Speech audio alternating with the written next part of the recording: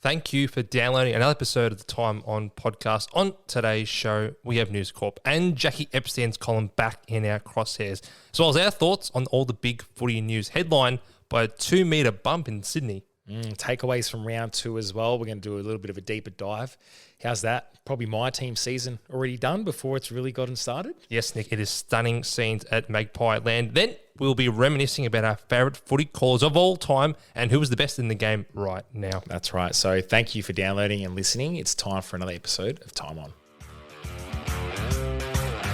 Here comes Bunny, wheels around, gathers the football.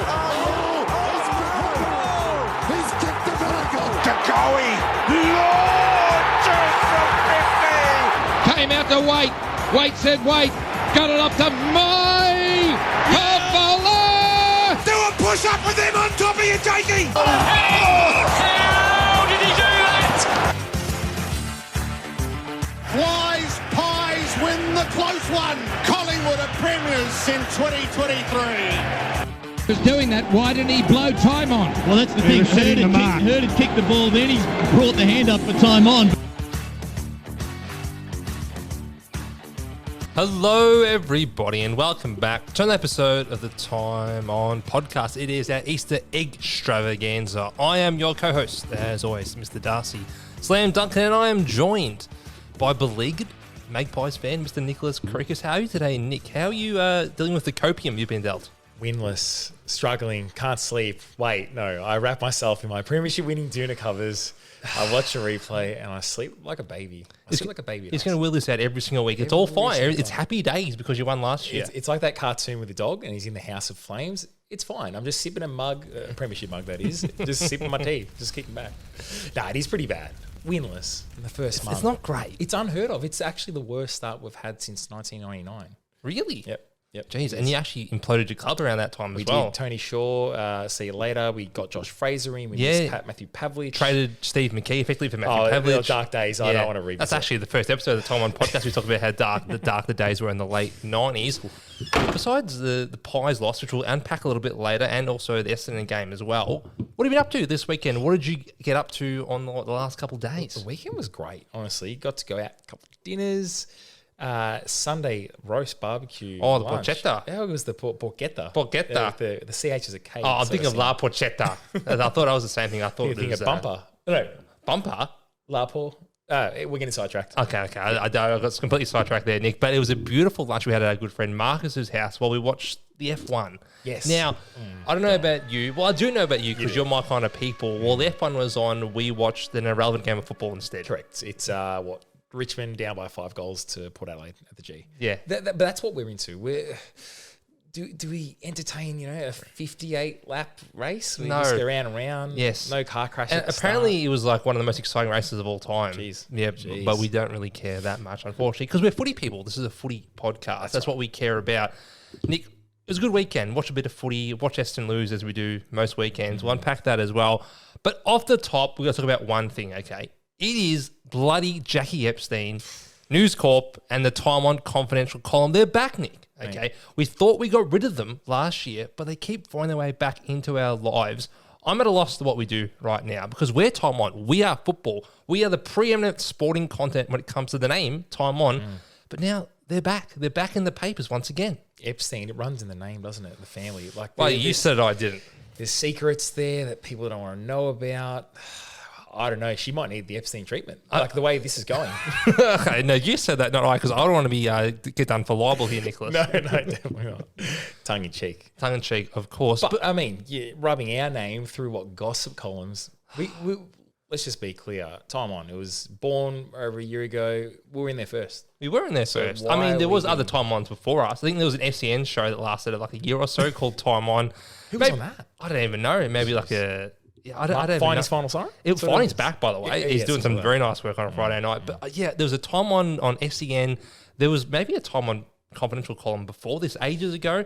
But Nick, tell me, legality, Creekers lawyers, we've got the name Time On, don't we, Well, so yes, recap on last year, what we went through, a bit of a saga. So we've applied to trademark the word Time On.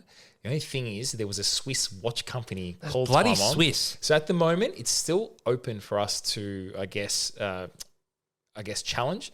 What's happened is it's in limbo. We've got another I think it's about another 9 months to then prove, I guess, that hey, they aren't related to the podcast or to the sort of industry, and we can challenge it. So we'll get with our legal team as well and get the next steps in order. I think we need to address the legal team soon, Nick, definitely.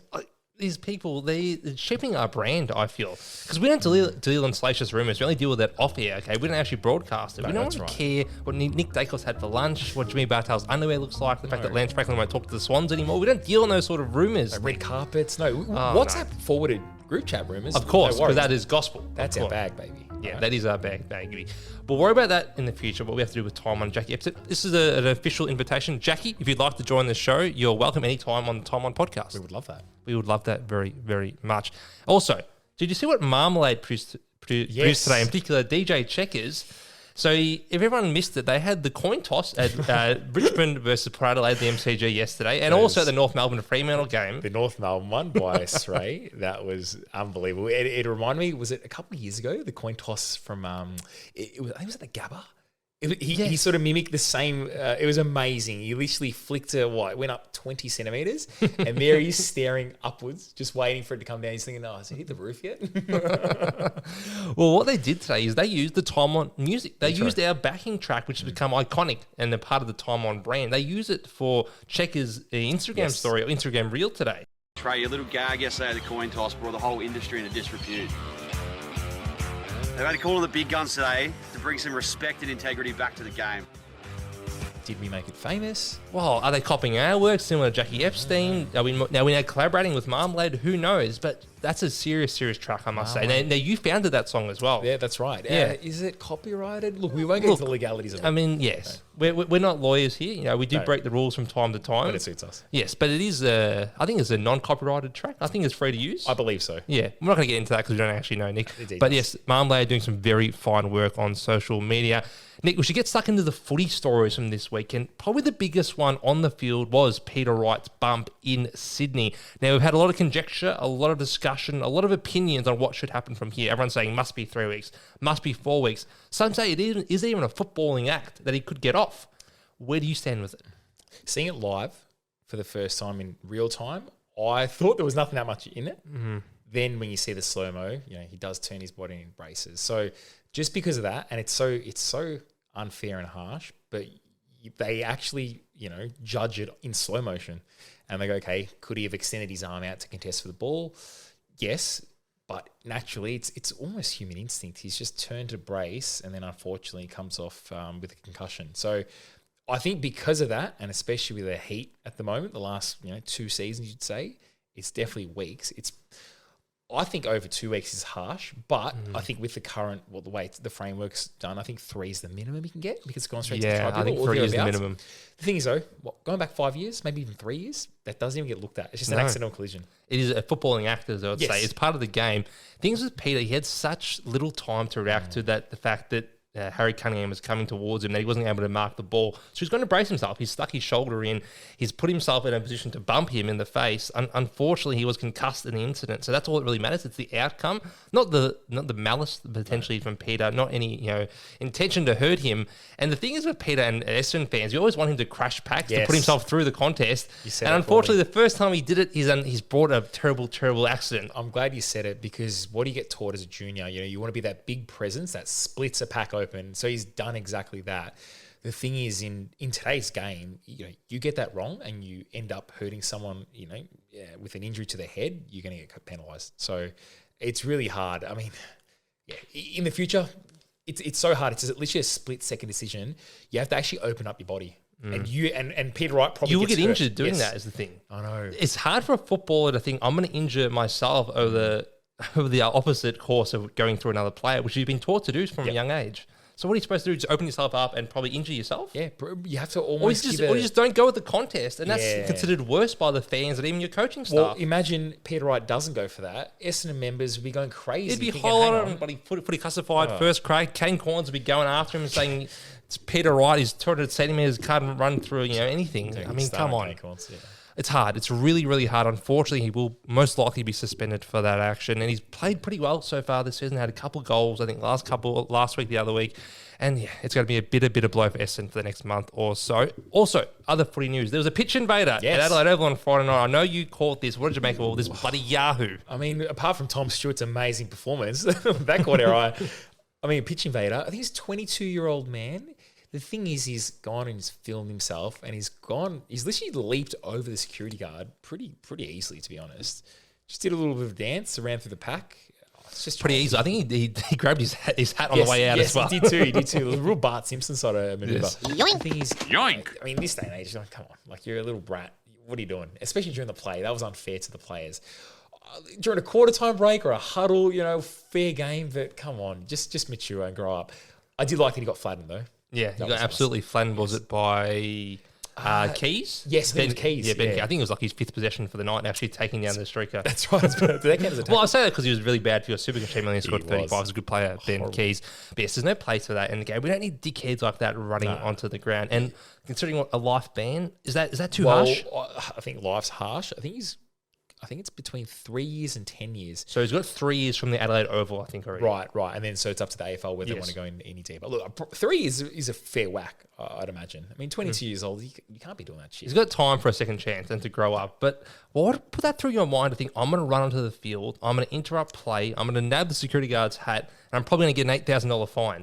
Why would you think like that? We're in the TikTok era. I don't like these TikTokers. That's just how they think. But how are you going to get money back from doing that? You don't. No, it's just for a bit of social media. For clout. That's it. Pure clout. You know what I did love, though? When the security jumped on him, see Jeremy Cameron? You just go, put the whistle down, and he went, hold the ball. It was the only correctly umpired part of the evening, unfortunately, or probably the whole weekend if you ask Pies fans. Nick, last bit of news I want to talk about from this past weekend, actually. Travis Cloke, one of your former heroes for the Collingwood Magpies, he put himself into an altercation on Saturday night between Sydney and Essendon. He was moving some of the Essendon players from a fracas involving Essendon and Sydney. What did you make of this? Do you think he was probably wrong to do this? No, I thought he did expertly well because he de-escalated the situation perfectly. Had he roughed up a Sydney player, massive no-no.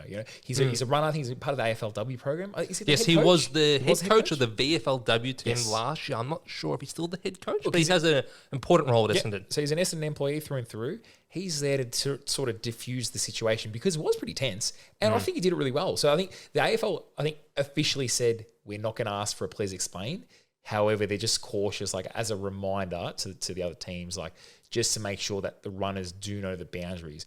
But I thought that was exactly what Travis Cloke portrayed. That was the boundary. The line was there. He didn't cross it. He actually, I think he did really well. Yeah, I agree. He's trying to get his players to focus on the game. No one's going to mess with Travis Cloke. No one's going to wrestle him. No one's going to mess with Mummy unless it's Mason Cox either. Literally, who on that list was actually going to go, no, fuck off, I'm going to go back in there? I don't think anyone can take him. Tom Papley.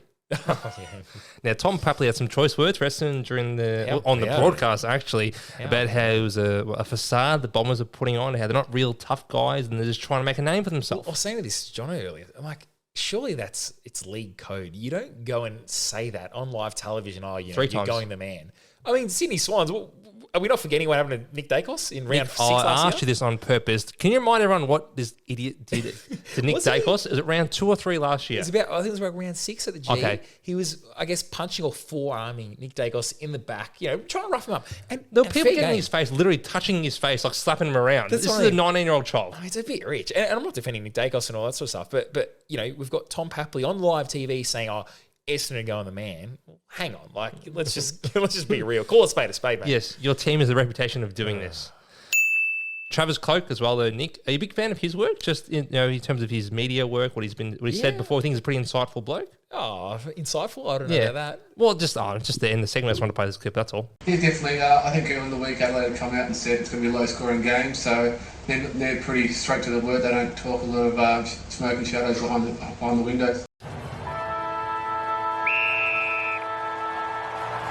And Nick, it's time to get stuck into our big takeaways from round 2. We should start at Marvel Stadium. On Saturday afternoon, it was Fremantle taking on North. Now, Fremantle ran out the victors in this game, but North ball, it was in full effect in the first half. It looked like the Kangaroos were going to blow away Fremantle in the first, 40 minutes of this game. They're up 5 goals, 20 minutes into the second quarter.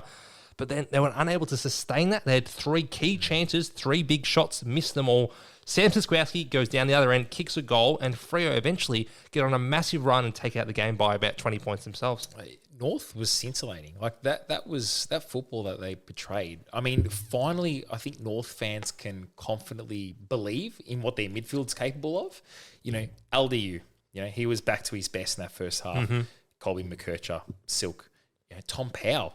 Pure mids game of his life, 2 goals, 30 touches. That's right. And then Wardlaw as well in the midfield. Like that centre square were winning centre clearance after centre clearance. Like they're doing it for fun. And they were so powerful and silky, hitting it up forward. I don't think Larky had the biggest game either. I think Zerha was quite effective. I think Larky had 1 goal, 1. So he had a quiet game by his standards. But the thing is, what was telling was that they were so dominant without his influence, especially in the first half. And they just looked like they were running in waves and all over Fremantle. But credit to Freo. I mean, that's twice now they've arrested momentum. And, they've had, I think, the on-field leadership, and I guess they're not hitting the panic button. They're able to literally control the game, and then they never look back. They did. They never looked back. And I find that their best players have stood up when the chips are down. So particularly in this game and last week against Brisbane, Caleb Sarong probably has 6 votes in the Brownlow right now. If it wasn't for Luke Jackson potentially in this game having a ripper game. The leaders of Fremantle stood up when they had to, and they were down 30 points in the second quarter. It was Brayshaw, it was Sarong, it was Jackson. Even Nathan Fife had a very good game, but got subbed out in the, I think, 3-quarter time. I'm impressed by Freo because, as you said, they could easily be 0-2 right now. They probably should be 0-2 the way those games were going. To be able to arrest the slide that was going against them. And particularly Luke Jackson, he had 178 Supercoach points. If you watch this game, he looked like the best ruck in the league. Yeah. For the second half of this game, he looked like the best ruck in the league. Tristan Sherry had a pretty good first half, but Jackson ran him into the ground in the second half. That's what Freo did. They had the better cardio. They were able to run on top of the surface. And North, it seems like, don't quite have the ability to run out the game playing North ball just yet. Yeah, I think that's right. Also, senior leadership, it's probably lacking, on North side. And that's just expected with, the little games they've played together. I think once you get sort of collectively, like a midfield group or a young team especially, to play 25 to 30 games, which really it's about 1.5, 2 seasons worth of football, that's when you see a transformation taking place. So, it's not going to be a rebuild overnight, but the signs are there are quite good.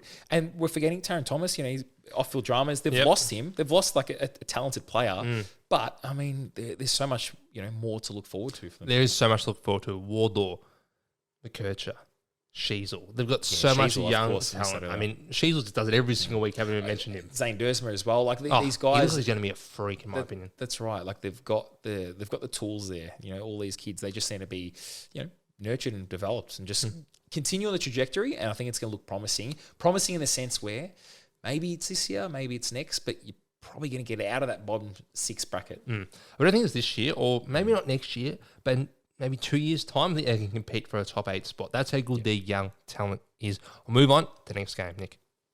Yes, it was my Pies on Thursday night against St Kilda. Feels like a lifetime ago. Oh, thank God. I'm already excited for the next Thursday. I'm sick of these 6-day breaks. And not to mention the Saints came off a 5-day break and looked much fitter. Yes. No, it was disappointing. I mean, it was a statement game. The first quarter, Collingwood took total control. It wasn't until Mason Wood got horrifically knocked out by his friendly fire that's when the game turned. And, St Kilda were able to pile on goals. The thing for me, though, it was the uncharacteristic mistakes again for a second week in a row. I'd say the Sydney game was bad. This one was probably even worse with some of the turnovers in the forward half. Senior leaders, I'm just going to put it out there. So it's the guys like Jack Crisp, Tom Mitchell, Darcy Moore, I'll give her a little bit of a reprieve. I think Jeremy Howe and Steele Sidebottom. Like those 4, I say, are seriously way behind than what they were last year. Darcy Moore was trying, yes, a few skill errors. Probably can't paint him with the same brush there, but it's Crisp, Titch, Howe, and Steele Sidebottom that were really struggling. Is it just skill errors with Sidebottom and Howe? Because Howe missed the handball over Darcy Cameron's head, resulted in a goal. Steele Sidebottom punched the ball directly into a Brisbane player's path. Directly into a St Kilda player's path, resulted in a goal. Is it just little lapses, or do you feel like there's been a big drop-off this offseason from your veterans? It's little lapses like that, but also what's more frightening, it's the contest and the work rate. I think it's well down. I felt like most contests, when the ball hit the deck, the St Kilda players had about 2 or 3 extras around the ball. And that was consistent, whether it was the back half, the forward half. So I think that to me is work rate and, potentially mentally just a bit of belief. Like, I don't know, the game's slipping.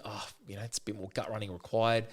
if everyone collectively is 5 to 10% off, then, the team's probably 20, 30% off. Yeah. So. Well, I understand what you're saying there, because gut running, you mentioned, you relied so heavily on gut running in the last 2 years because you'd run on top of teams. Every single week, you'd come from behind.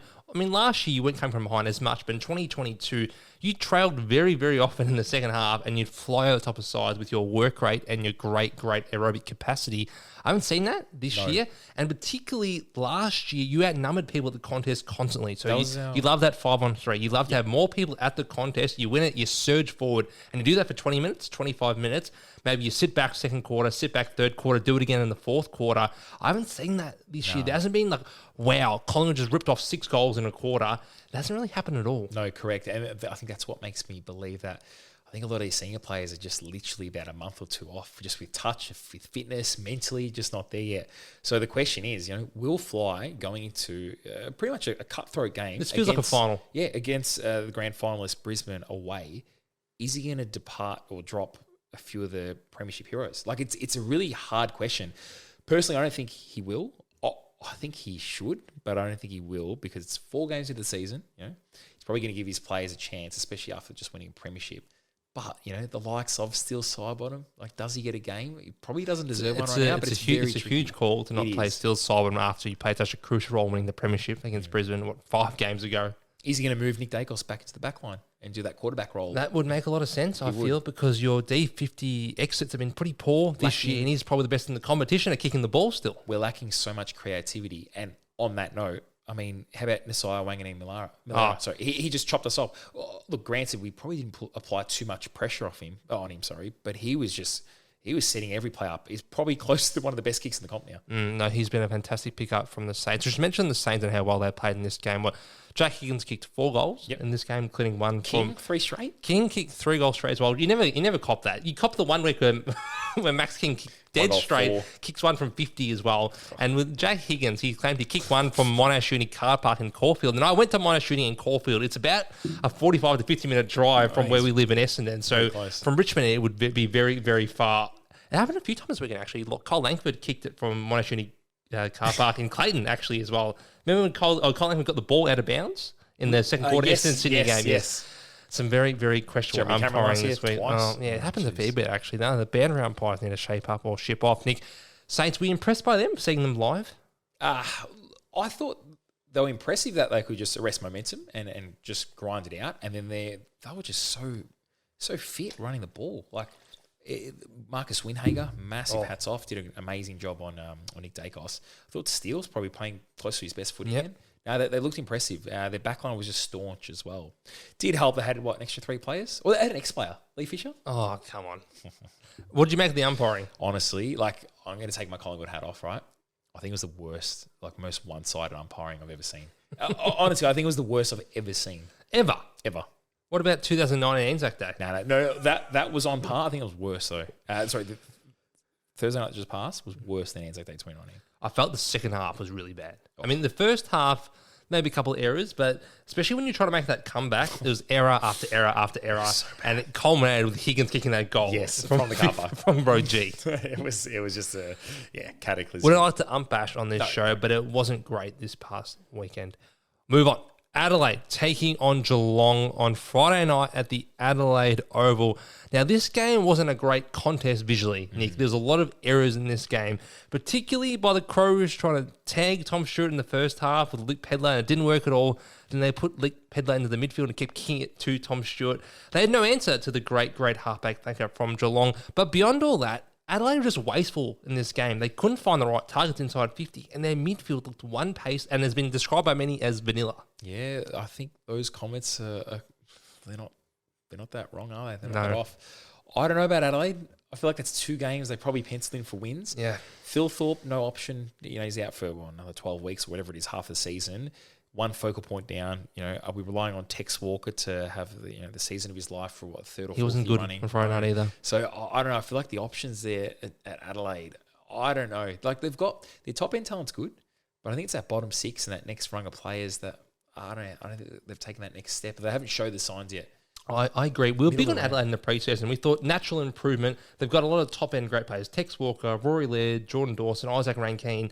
But none of these players have started the year particularly well. I mean, they've all faded in and out of games, and particularly their midfield, Crouch and Laird, there's just slow players. They're accumulators. They're going to get a lot of the ball. They are ball magnets, but are they going to damage you? Are they going to hurt you with it? Jordan Dawson will damage you, but this year, his kicking hasn't been what it's been in the past. He's been the best kicker in the league the last couple of years.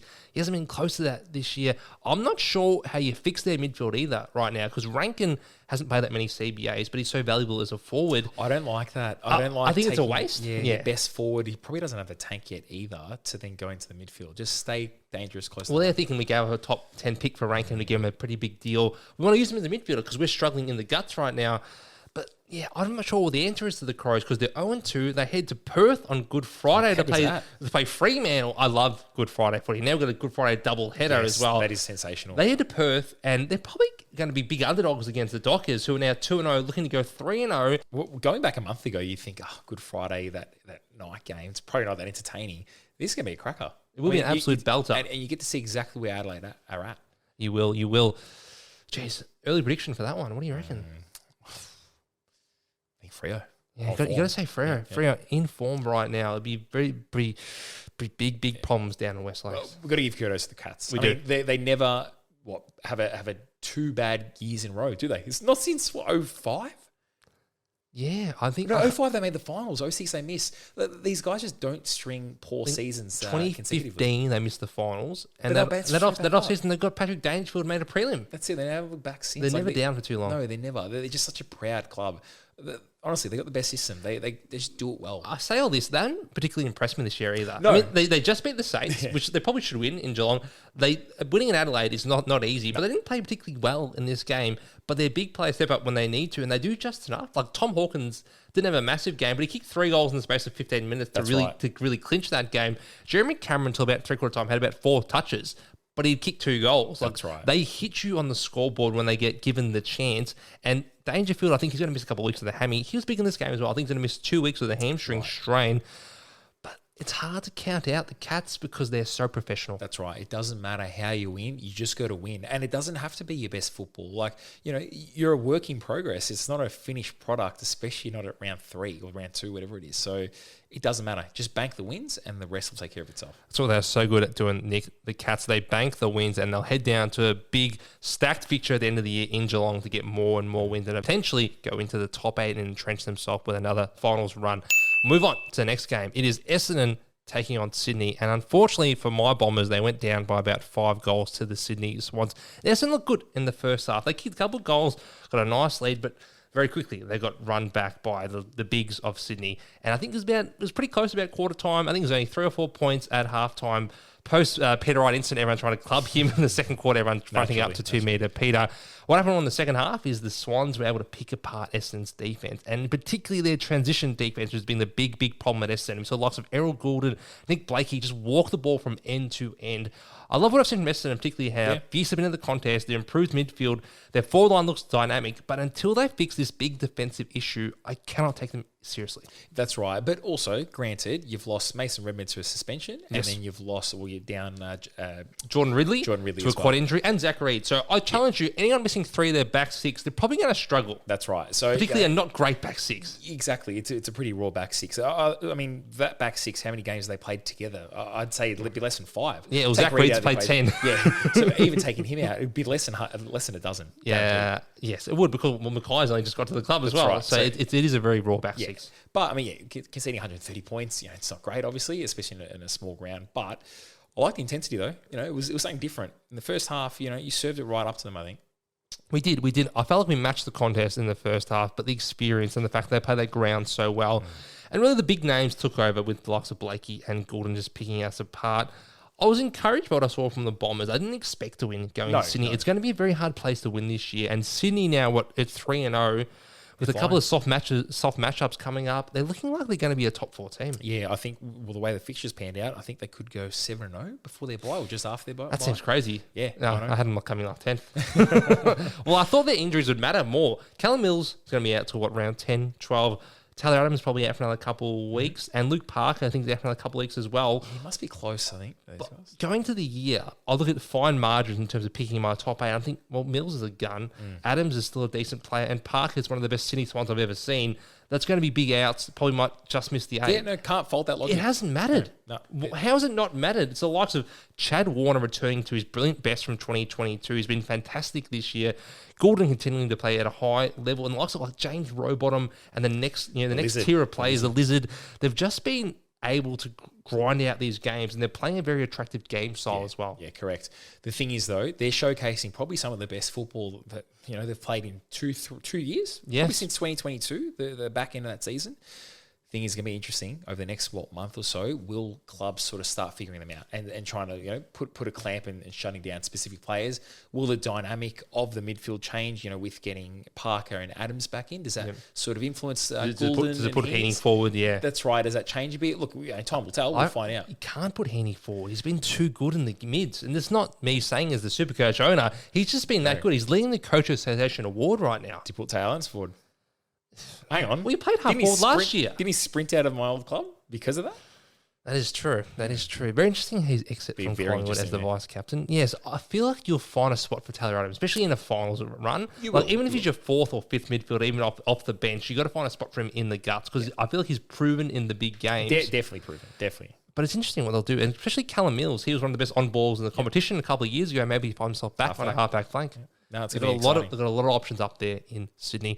Last game we'll talk about, Nick, is the Western Bulldogs taking on the Gold Coast Suns. Now, the Doggies run out about 40-point winners in the end down in Ballarat. Did you catch much of this game? It was in between the F1 starting, us eating La Porchetta, or Porchetta, as you said. So we didn't catch all of it. I watched the replay last night. The Dogs looked very nice in this one. Yeah, they did. It was a clinical win. I think English Bont just racking it up and just doing as they please. The thing is, it was a game they were expected to win as well, and they did it pretty convincingly, which is also, it's like that double-edged sword. It's like, why can't we see this Dogs outfit do that, against the more relevant clubs? I love you put that way because we watched them last week against the D's. They look absolutely terrible. Garbage. But going to this game, Dogs will win. Yeah. Because they're the Jekyll and Hyde team. We know that some days they look irresistible and some days you don't even want to look at them. No, that's right. So it's like, why can't they produce this, most weeks or that same intensity, same effort? Sam Darcy looked all right. It was very nice. Kicked 2 goals. Thinking about had about 13 or so touches. Waitman was the main attraction here, kicking 6 goals straight. And of course, Marcus Bonampelli with the signature game of 32 touches, 2 goals. I think someone in our group chat claimed he did his ankle in the second quarter. He put another 100 Supercoach points. What was that all about? I have no idea what that was about. Got me excited there for a second. It did because he wasn't my captain. Yeah. We mentioned the Doggies winning. They won plus 11 at clearance. They won centre clearance. They won stoppage clearances. They won contested possessions. That is the Gold Coast Suns' one wood. So when you're able to beat them in the midfield, I don't feel there's really a way for the Suns to win the game when they're beaten at their own game. Yeah, that's right. Yeah, they just out and out bossed them in the midfield. And like you said, Rao has been dominating. Anderson, Tuke Miller, and they're still able. But that's the strength of the Dogs. Their midfield is genuinely elite. Yes. So they should be able to take it to the best midfielders. And that's with Jack McRae having 47 in the VFL. Yeah, I was going to say. Where does his spot go? Can you move him back in? Does he slot into the centre square? We know history shows Bevo doesn't want him there. They'll find a spot for him because Nick Caulfield popped his shoulder out. Is the spot on a half-forward flank? Because that's not McRae's best spot. I know it isn't. He might be on the bench. He might be on the bench. You might have to find a way for him to get into the mids. The only thing is, though, Nick, they're playing West Coast this week, so they'll find a spot for him. They'll find a way to reingratiate him back into the team. Would a club take a punt on him? I'm just trying to think. I think he's a bit old, is the thing. Yeah, is 30, 31? I'm just trying to think. Who needs a player like that? So you might put Collingwood up there. He's an accumulator, though. I don't feel he's going to be as damaging as you'd like. No. You think, we just got Tom Mitchell. That's right. I love Jack McRae. He's a better player than Tom Mitchell is right now. But is he enough of an upgrade to want to give up draft capital to get him? No, definitely not. But I'm just thinking it's those guys in the takes Flynn McRae's spot. Himley McRae. Is it going to be a rebuilding club? I don't know. Would Hawthorn take him? It's a tricky position. I don't know if there would be that many Sweeters right now. That's an interesting one. We'll have to talk about that one, Nick. He's a very good player, Jack McRae, but he's a bit one pace. When you got Libba, you got Bont, and then you got Riley Sanders emerging, and Trelaw. He's actually behind all those guys right now. Yeah. So what his spot is in the future will remain to be seen. He's not a forward. He's not a defender. He's a brilliant ball-winning mid, but they might not need that right now, the Western Bulldogs. Just quickly, Gold Coast Suns. Is it the same old Suns travelling outside Metricon? Formerly Metricon now. I think it's People's First Stadium. Yeah, something like that. Some sort of bank. Some sort of money me loan. That's right. I don't know. Like, we're going to have to get a bit more of a sample size, but gee, you'd hope they'd, dish out more performances similar to their home games and the away games. So that's the biggest challenge. Dimmer, can he make Gold Coast Suns relevant? By relevant, we mean bridging their best and worst. So can he make them be, that side that's scintillating and, tearing them up in the midfield, but replicating that in any other ground, like GWS did, anytime, anywhere. We haven't seen that from the Saints ever. It might take a year or so for the Suns in order to get that anytime, anywhere mantra. But I've liked what we've seen so far. Just it come up against a midfield like the Doggies, it kind of takes away their biggest strength. So particularly away from home. Quick one though. So Jed Walter debuted. Yes. His first game. I don't have the stats in front of me right now, but big presence. You got Max King, who played quite well as well. So you'd think they're going to be the one. Ben King. Ben King. Oh, they look the same. I understand. Yeah, pretty much. Jack Lukosius, I think he found himself playing in defence at stages. Interesting. So kicked 4 goals last week. Opening round, sorry. I mean, let's not kid ourselves. Jack Lukosius can bomb 65 out. Like he's a serious presence and a beautiful elite kick. He's contracted for another 2 years. So he's at the end of 2026 season. Jeez, you're getting into Sam McClure areas here. Oh, well, I'm just saying, is he going to be that third foil? I personally think... I think his build is that good of a third foil, half forward who leads up to the ground, giving that entry kick. But why is he in the back line? Look, I know it's one game, but it's going to be a watch this space because... can we see Jed Walter, Lukosius, and King all in the same forward line? I think you can.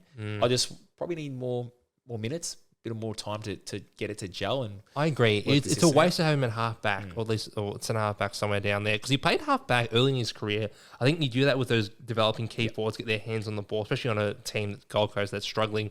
But he should be in the forward line. He's so dynamic, such a great kick. He can bomb it from 70. And also, he can get it to those big key forwards and give them that easy marks right out in front. It's a good point you've raised there, Nick. That is it for our wrap-up of round 2. Now, we're going to talk about one of my favourite parts of the game. It is the commentary teams.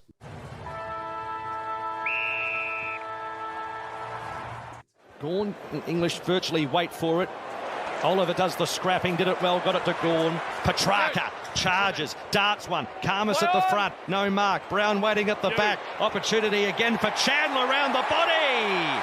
And Chandler's kicked his second. Now, today, Nick, I want to talk about one of my favourite people in the commentary game. It is Mr. Matthew Hill, the voice of horse racing in Victoria, but now one of the voices of Fox Footy.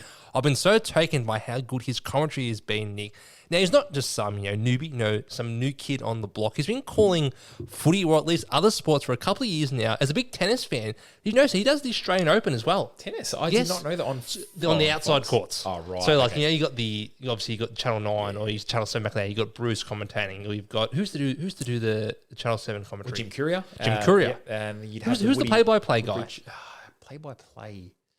No, it was Jim Courier. And Jim Courier Tom Woodbridge. The Woodies. What's his name? That Aussie guy. Todd Woodbridge? One of the Woodies. I think he's better known for Tipping Point these days on Channel 9. But yes, Matt Hill does the tennis, he does the footy, and of course he does the horse racing. This inspired me to ask a question of myself and you, Nick. Who are your favourite commentators in the game right now? Well, I am loving Matt Hill's smooth voice. I've got to say, before I get to that, I'm getting tired, I think, of JB and BT on the TV. Oh, on the TV. On 7. Yeah, on 7. I think saying something like, first blood, so-and-so's team for the first goal. Or something North. like, someone's surname, Wowie. Like, what about a boy or boy? Yeah, it's getting more. Like, you want someone that sort of reads the occasion and can basically narrate and just tell the story. Yes. And give those goals a bit more purpose and meaning. There's nothing more deflating than a brilliant goal to be let down by poor commentary. I agree. Absolutely agree. JB and BT, we'll talk about them in a sec, they're two of the best callers of all time.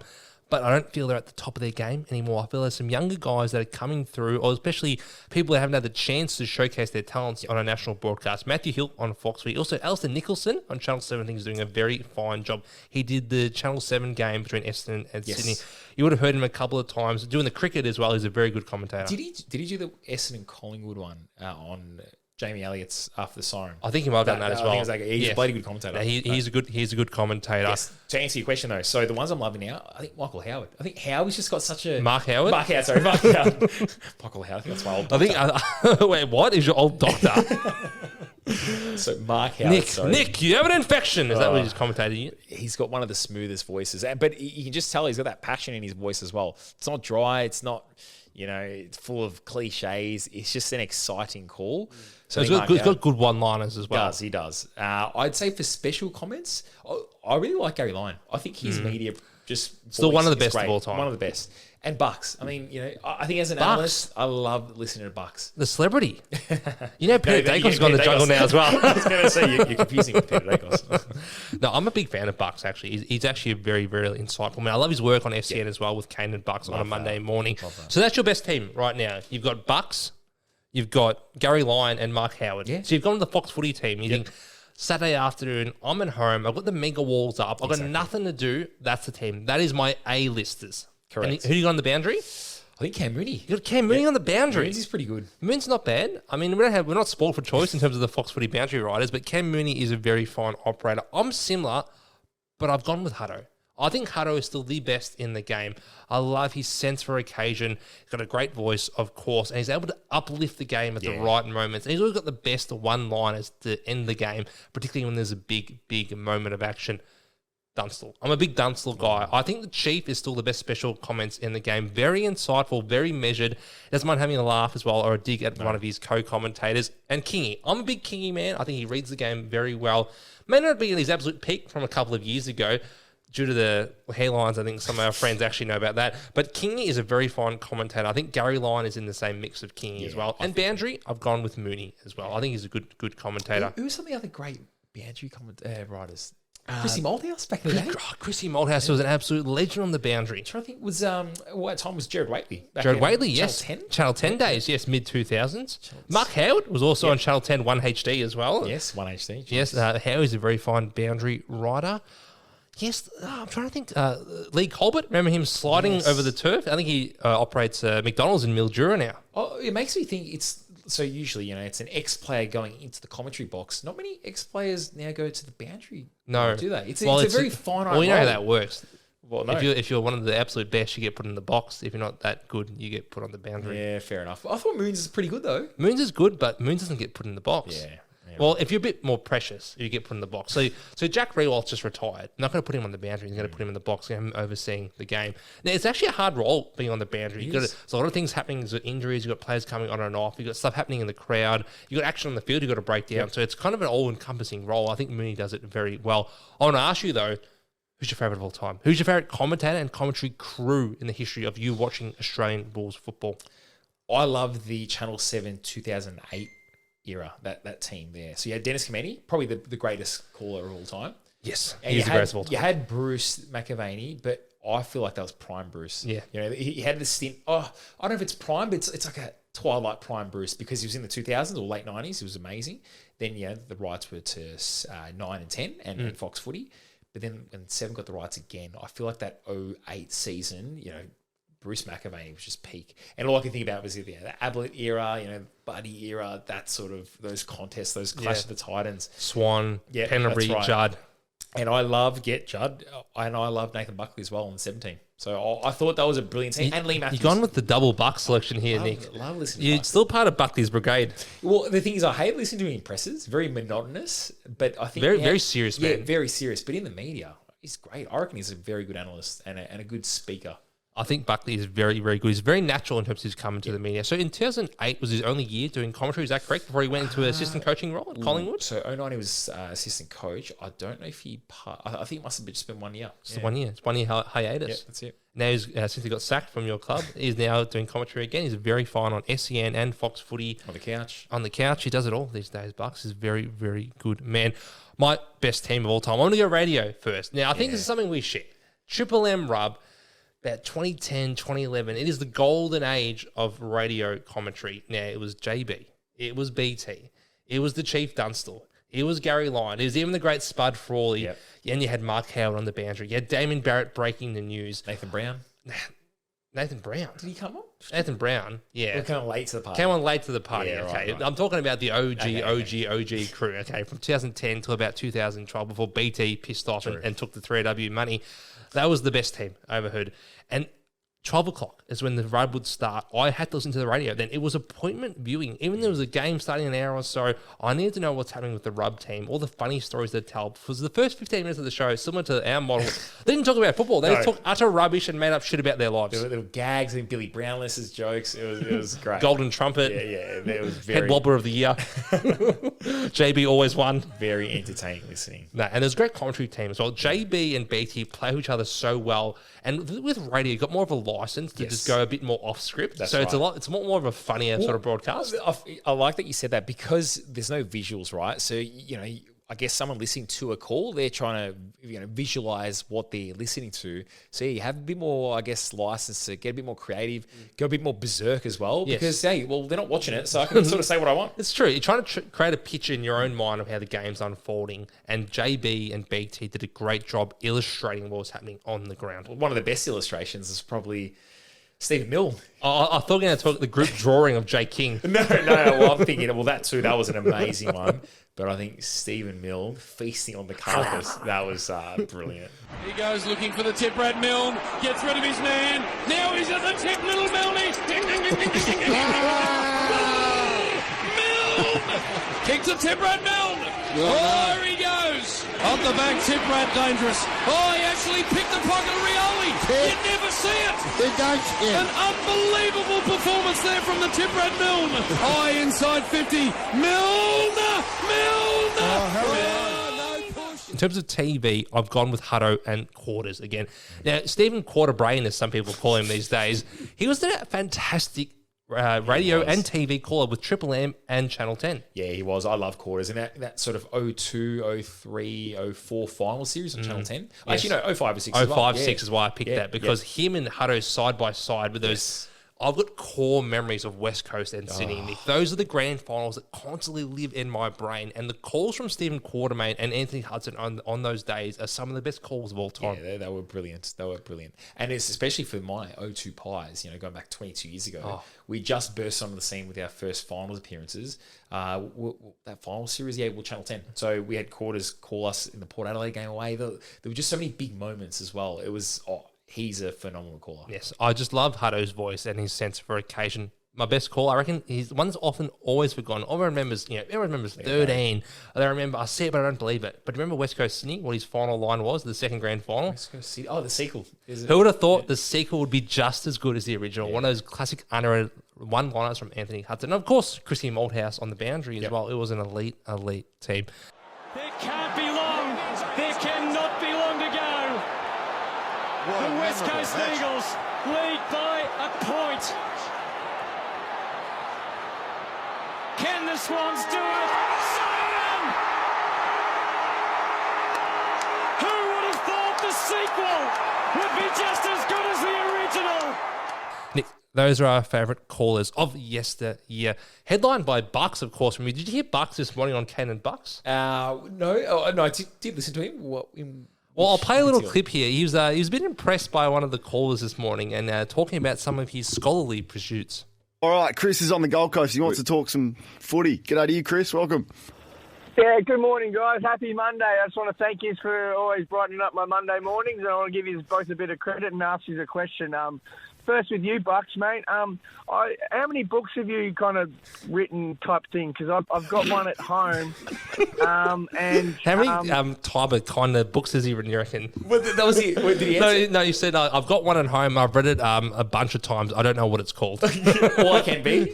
No, it's all I can't be, isn't it? I did read that as well. I've got it upstairs. It was a pretty good book. It was a good book, yeah.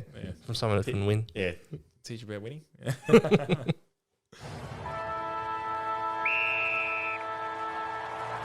That is the end of the show for another week of the Time On podcast. Episode 40, Nick. We've got 40 in the bank. We're officially old men. We're 10 episodes off a pension. Literally, I was just thinking, Guernsey numbers, number 40. Who springs to mind for you, for Essendon? I've got one in my phone. The number 40 or above 40? No, just 40. I don't remember any 40s. I know Tipper was 43. I don't remember any 40s. It's a very unusual number. The one that springs to mind, I have to double check it. Chris Bryan. Oh, the bear. The lumbering ruckman, yeah. Kicked that nice fine goal in that West Coast Yes, West Coast semi-final. Elimination final. That's or right. Semi-final. First goal of the extra time in semi-final. Yeah. And who kicked the sealer that day? A very young Scott Pendlebury. That exact moment was the moment I'm like, all right, this guy was among your favourite player. Chris Bryan. He was Pendles. I remember the play I was yesterday. It was Travis Cloak knocking it into space, and then I think Marty Clark picked it up, just sort of dabbled it, just chipped it over like a through ball, I guess, into the path of Pendles. Now Pendles actually had the whole goals to run in and thread it. Thing is, I was listening to him after the game. He goes, "Mate, my legs were shot. I just had to get the ball in the boot." He was still about 25 metres out, kept it very low and sort of, I wouldn't say dribbled it through, but he just punched it very low, bouncing it's a low dart through. That's right, low dart. And that was the sealer. And I thought in that moment, I'm like, okay, he's going to try dribble it or he's going to try and get it post high. Anyway, he kicked it. And I'm like, all right, this guy's got the clutch gene. He's built differently, this guy. Got his Guernsey, I think it was started 2009. So by mind you, 06 he debuted, 07, 08, he had played 3 full seasons. I got his number at the start of 09. And then, probably the best decision I've ever made. That's the best decision you ever made, getting that jersey. Correct. Not saying this podcast. No. One of the all-time errors. The amount of work involved in this thing, Nick. No, 40. I don't think we have any 40s from us. I remember tipping 40. I think maybe Dean Rowley was over 40 as well. Yeah, I don't know. Yeah, I think 43 is. I don't know how many bang on 40s, but yes, we are old men, Nick. But old men, what do they do around Easter time? What are your plans for this weekend? Oh, well, the best thing is I don't have to celebrate Easter this weekend because... What do you mean? It's Mercury in retrograde. Oh, yeah, that's right. It is retrograde. We celebrate another 5 weeks. So I've got this Easter weekend. Wait, how does that work? It's something to do with the moon? Do you have 2 moons? Like you're on Jakku or something? At the end of the day, it's all made up. We just get different going on. I don't know. It's a bit unorthodox if you ask me. It is very unorthodox, so I'll take that. Yeah, got freed up. Going to go out. Oh, you're going out again? Going out. So, again. Well, reminisce. Yeah, well, I've got it. I thought you just made it home. I will have to, I guess, redeem myself. There's no redeeming from what you did last time, Nick. What are you going to? Some sort of tech event? House event. House event, okay. Not in a house, in a St Kilda foreshore. Yeah, but in your house at 3 a.m. Oh, that's what I'll roll in on Sunday morning. That sounds very nice. Very nice, Nick. Yours? I'm going to go to the footy on Saturday, of course. Essendon are playing St Kilda at Marvel Stadium. I think about 4:30 on Saturday evening. It should be a good game. Hopefully get the win. First time back at Marvel for, I think, maybe 6 months or so. Yeah. Having to go to that desolate place in the middle of nowhere with absolutely soulless franchise that is St Kilda. I feel like they've got your measure for some reason. Saints? Yeah, they do. They beat us last year at the MCG. They kicked the first, I think, 3 or 4 goals, and then we came back, but eventually they were just able to hold us off. The Saints are a very well-organised and disciplined team. But besides that, not much. Pretty open weekend. I got an invitation on Monday, though, to go to the football from our good friend Marcus. He reckons Geelong Hawthorn. I'm struggling to find anyone that wants to come to this game. Used to be like 80,000 people going to this one. I would never, ever miss it. He said, I've got a couple of spare tickets if you want to come. No, 10 years ago, it's the hottest thing in town, isn't it? It's the best rivalry we've seen. Yes. Of our era watching football, nothing beat Geelong and Hawthorn games, particularly on Easter Monday. That was unreal. Now, if I didn't get an invitation, I might not even watch the game. Jeez, that's how relevant it's become. Literally, you need to offer a $10 ticket, like a Tassie membership. They already made $1 million, Nick. That's a brilliant marketing scheme. But just quickly on that Easter game as we wrap up, Tom Hawkins, 350 games. What a warrior he has been. For a key forward to play 350, it's truly insane. A remarkable achievement. I can't remember the last key forward to play 350. Did Buddy play 350? Yes, I was about to say that. But Buddy's he's just a prototype. He's not a traditional key forward. He's more of a high half forward. Yeah, it's just a freak of nature. Yeah, he's one of one. Anyone else? No one else would have got close. Jack Rewalt played 350? I might have to check that. Around that mark? Yeah, it's just very hard to do in one game, particularly someone as physical as Tomahawk. Christian without notice, where does Tomahawk rate? Best key forwards last 20 years. I feel like because he's played in Geelong as well, he's probably not in the spotlight like a Pavlich, a Nick Rewalt, Buddy, Jonathan Brown, Buddy gets mentioned, but no, he's in the conversation. He's right up there. Buddy, obviously number one. He's just above everyone else.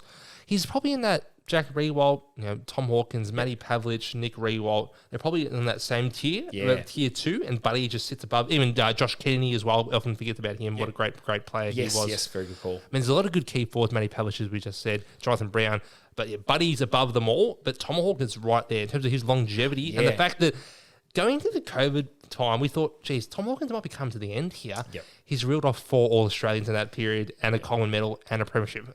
His late career peak is similar to Alistair Lynch's at Brisbane. Yes, no, you said it perfectly. You stole the words from me. It's the fact he had that renaissance in the latter stages of his career when people thought, at 31, he's a big bloke and he dropped a lot of weight as well. Remember that? Because he was touted as overweight. And he used to just be a bear in the square top operator. Exactly. So when the ground hit the deck, he was useless. The thing is, he got himself super fit. And even last year, he's battled with injuries, but then he still finished the season so strong and has started this season quite impressively as well. That renaissance, I think it's probably one of the most impressive resurgences of form, especially for a big, powerful athlete that you've ever seen in the AFL era. Absolutely. His combination with Jeremy Cameron is why Geelong were able to recapture a premiership in 2022 and remain one of the most dominant teams of the last decade because he's been so damn good, along with Joel Selwood and Patrick Dangerfield, of course. Nick, that is it for another episode of the Time On podcast. These are the type of tunes you're going to be playing on Saturday, Sunday, just some deep, heavy house. This is about around the mark. Anything footy going to be watched? Thursday night, what's your prediction? I will be streaming Thursday night. Jeez, it's 5 goals to the Lions, I reckon. You reckon? Is it so? It's curtains on the Pies season on Thursday night. Because now we've got gather round, we've got opening round, we've got 44 rounds. It doesn't count to be 0-4 or 0-3. Say curtains. I reckon it's curtains at the Anzac Day mark, which is round 7. Okay. I reckon by then we'll know definitively. How many wins do you reckon by then? We need to be on 3 wins. Yeah. It's going to be tough. By the end of Anzac Day, we need to be 3 and 4. Okay. Well, hopefully you're 0-5 and we're able to knock you off on Anzac Day. But until then, enjoy an episode of the Time On podcast for that Easter extravaganza. You like that? We didn't talk about Easter once. We said I just talked about Easter extravaganza. No, we said it was fake and all that sort of stuff. Yeah. Well, at least I did. Yeah. No, eat your chocolates. Eat well. Actually, I might duck into one right now. You can't have that one. That's actually grass.